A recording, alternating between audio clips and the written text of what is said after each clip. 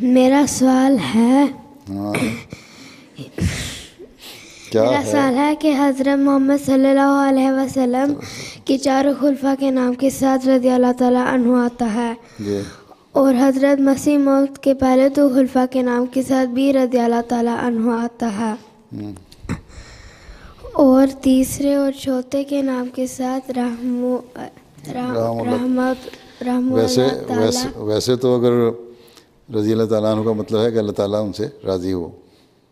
ہیں، اور اللہ تعالیٰ نے قرآن شریف میں بھی کہا ان سے راضی ہوا صحابہ سے، ہر صحابی کے ساتھ آتا ہے۔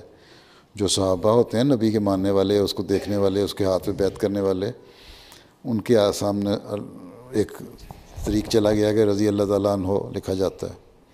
ویسے تو سعودی عرب کے جو پیاشے شہزادے ہیں وہ بھی مرتے ہیں تو اپنے سامنے رضی اللہ تعالیٰ عنہ لگا لیتے ہیں۔ تو خلفاء، باقی جو دو خلفاء ہیں وہ صحابی نہیں تھے نا، انہوں نے حضرت مسیح علیہ السلام کو نہیں دیکھا ہوا، ٹھیک، اس لیے ان کے لیے اللہ تعالیٰ ان پر رحم کرے یا ان کے اس طرح کا استعمال ہوتا ہے لفظ، ہاں۔ تو ویسے اگر رضی اللہ تعالیٰ عنہ بھی کہہ دیا جائے، اگر کسی کو دل چاہتا ہے کہنے کو تو کوئی حرج نہیں، لیکن ٹرم چلی ہوئی ہے یہ اس لیے کہتے ہیں اصولی طور پہ، کیونکہ صحابہ کے لیے اللہ تعالیٰ نے قرآن شریف میں بھی صحابہ کے لیے رضوان علیہم کا لکھا ہوا ذکر رضی اللہ عنہم، اللہ ان سے راضی ہوا، تو وہ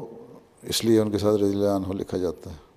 ٹھیک ہے۔ نبی کو انہوں نے دیکھا، اس کے ہاتھ پہ بیعت کی، اس کے ساتھ رہے۔ میرا جزاک